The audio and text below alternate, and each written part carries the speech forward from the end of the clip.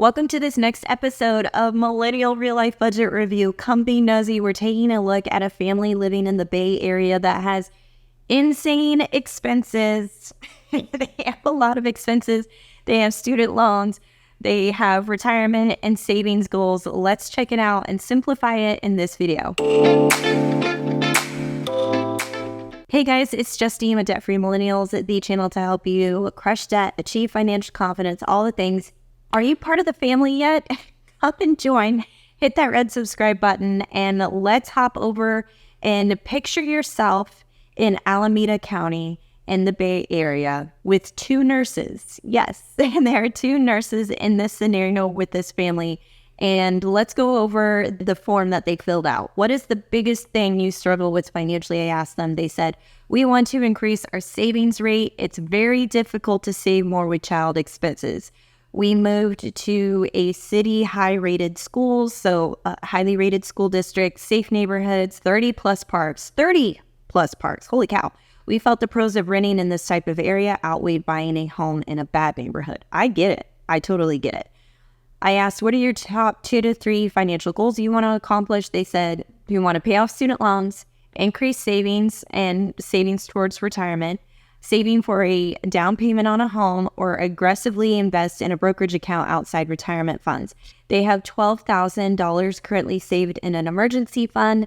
And then they said the biggest struggle is that they have 3 children and they also live in a high cost of living area, which makes it difficult to save. That's their struggle. Difficult to save with 3 children living in a high cost of living area. They want to buy a home. However, with a $200,000 down payment, interest rates close to 7%, we would be stuck with a $10,000 monthly payment with all expenses included. We figured we can rent $4,000 for $4,000 for bed, 2,000 square feet for a fraction of the cost, plus it's less than 20% of our income. We feel it makes more sense to rent than buy right now. 20% of your income is a $4,000 rent. Let's take a look. Oh, I am very interested in this. Oh my God. Okay. I'm laughing because I love seeing budgets where we are in big 5-figure monthly take-home, you guys, of $21,000 per month in take-home between these two nurses. This is incredible. Your monthly expenses are $96.72. Your monthly savings is just $2,100, and we're netting $92.28. So we've got, but although your monthly expenses are actually double that. So we're going to get into how you're doing this, because as I was going through your budget, I saw your money was going all over the place and it was a bit of a money mess. So let's start with debt, because I do see that we're carrying some credit card debt. Oh, wait, no. Okay, it looks like they actually paid off this Wells Fargo credit card in full because they have the $2,200 of the debt. And here's the thing, guys, when you are budgeting with credit cards and you're paying them off in full every single month, just add those transactions as part of your budget inside of the template. That way you're not double counting that money as debt, and also you're counting it as when you went to Chick-fil-A the other day and you put it on your Wells Fargo credit card. By the way, Wells Fargo, no. You got to catch my top 3 worst banks in America video. If you have not watched that, Wells Fargo is predatory. They've done fraudulent, illegal activity. This is a no-go for me. So get rid of that one. But we're going to delete that because I saw the actual payment was equal to the total debt balance. That's how I know this is a card you're paying off every single month. Citi credit card, your student loan, Costco credit card. Again, I just did another review with the Costco card. Is this something I need to look into? Capital One, and that all amounts to $50,000 in debt. So we're going to address that. But let's go down to some of your fixed expenses here.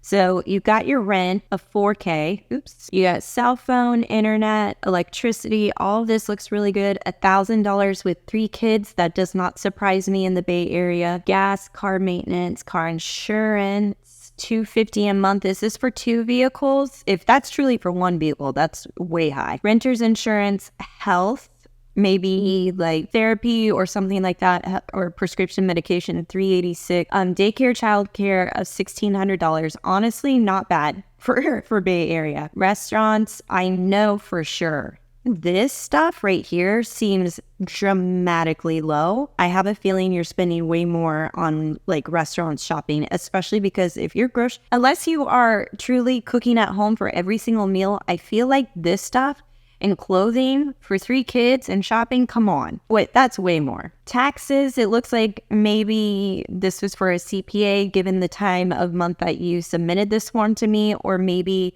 you owe back taxes. You didn't mention that, so I don't think so. Plus, you've got the emergency fund of $500. You got some money going into vacation and $1,500 going towards investing. All right, so you actually said you had $12,000 in your emergency fund. So I'm going to go ahead and update that. Let's take a look at how much that emergency fund should really be. For you, it should be a starter emergency fund of 2 to 3 months of living expenses. Right now, your basic living expenses is equal to $79.86. Let's just call it an even $8,000 just to keep things even. So $8,000, you've got 12. So you have just over you have like 6 weeks worth of emergency fund basic living expenses set aside. I really want this to be either 16 or 24. Between 16 and 24,000 is what I want that starter emergency fund to look like. I think for you, a really easy goal would be 20K. 20K towards your starter emergency fund. And so now you need $8,000 more. This is the starting point for you to really build a healthy financial foundation. And the thing is you have a ton of leftover money, a ton. So what I want you to do is I want you to actually move this down to your minimums. This is what's going to happen. $89 on your school loan, that's your minimum payment? That is insane. Are you on an income-driven, well, no, you're not. I don't think you're on an income-driven repayment plan with 21K.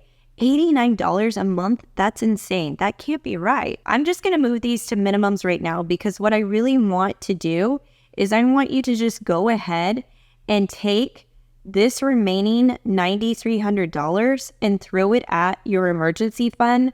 Once it hits 20K or so, call it a day and then we're done. And look, I didn't even change anything with like outside investing, but suppose we could zero that out just temporarily. So now what we could do in the same month, this will be for a brand new month. I don't want you to do this mid-month. Do it at the first of the month. This will be the plan moving forward. This is what I'm billing out for the start of the new month. You're going to throw as much money as you can towards that emergency fund until it's about 20K. Then stop. So for you, what do we got to do? $8,000. We still have $3,300 left over. This is crazy. Then what you're going to do is you're going to start working and paying off these debts. You're actually going to be paying off, depending on how you want to do this. And I actually did a debt reduction calculator for you. So we're going to take the Wells Fargo card off because I think you're paying that in full. And let's say that you have $3,000 left over. So yeah, you could easily pay off that Citi card in, I'm going to say 3-4 months, then the Costco card the month after that. And then we're really working on, this is actually paying this off in order of your interest rate. But let's say if we could do snowball and see what that looks like. Ooh, I like that even better. Okay, so scratch it, reverse it. If you could free up $3,000 from your budget, which I absolutely think that you can, you're going to start working your debt payoff after you hit that starter emergency fund goal. And then you're going to add as much as you can to the Costco card, then Capital One, then Citi, then the school loan, and you're done in a year and a half. Think of how much money you're going to free up after that year and a half sprint. I want you guys sprinting towards that debt-free goalpost. Get as fast as you can and knock that out. And then after you're done with that, I want you to go back and really work on building this up to double the 20K. Like a $40,000 fully funded emergency fund would be amazing for you. Like 40 to 50K fully funded emergency fund would be absolutely perfect for you. And then we could really work on, and you don't have to go as hard as you did with the starter emergency fund. You could maybe lay back and say, okay, $1,000 here.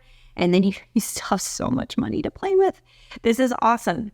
And then you could really work on building out your investing goals. Knowing that you are high income earners, you're probably not eligible for the Roth IRA, but you could certainly do a backdoor Roth. What I would encourage you to do is to work on matching and then maxing out your employer-sponsored retirement plans. So those 401ks, definitely max those out. Max out your HSAs.